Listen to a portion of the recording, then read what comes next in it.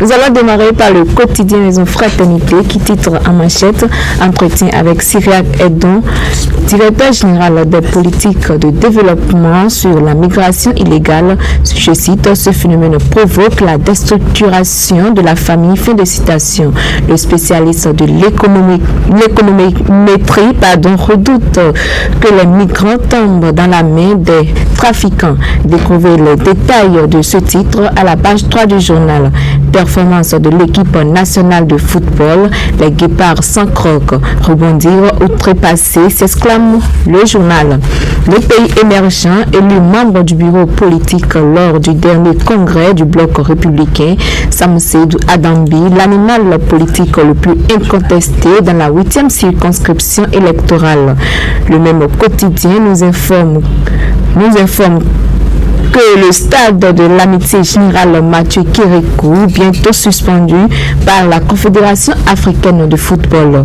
Le Bénin contraint de recevoir ses matchs à l'extérieur, précise le journal. La boussole, projet de la reconquête du pouvoir d'État en 2026, le rêve illusionniste du parti Les Démocrates, impraticabilité des voies à Parakou, les quartiers Pirouguera et Ououguérérou coupés de Albarika, les populations livrées à elles-mêmes vivent la croix et la bannière. Le même quotidien nous informe qu'au Sénégal, en signe de solidarité aux femmes arrêtées pour délit d'opinion publique, Ousmane Sonko reprend sa grève de faim. La Nation à présent, première édition de la conférence des Atlas. José Tonato concilie cadre de vie et transport. Construction route de pêche phase 2. Les personnes affectées reçoivent le chèque. Matin nous informe qu'à l'occasion de la Journée internationale des femmes rurales, Rekiat Madougou plaide pour l'accès des femmes au foncier. Élu à la tête du parti Les Démocrates, il a y fait d'une pierre deux coups. Le troisième titre de ce quotidien, extrême pauvreté et employabilité, la Banque mondiale engage des discussions. La lecture de la une se poursuit avec le quotidien Décryptage Info, mobilité des biens et personnes au Bénin, l'Agence nationale des transports terrestres, ANAT, bientôt en croisade contre le transport mixte.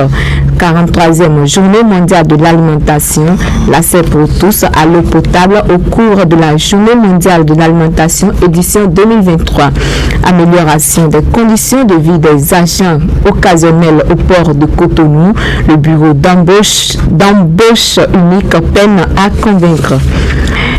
Le quotidien d'Aibi Info nous informe que Alpha Yarakene sera présenté ce jour au procureur spécial de la Cour de répression des infractions économiques et du terrorisme Criette. Incendie causé par l'essence de la contrebande, un bus et 6 boutiques consumées à Misérité dans Lomé.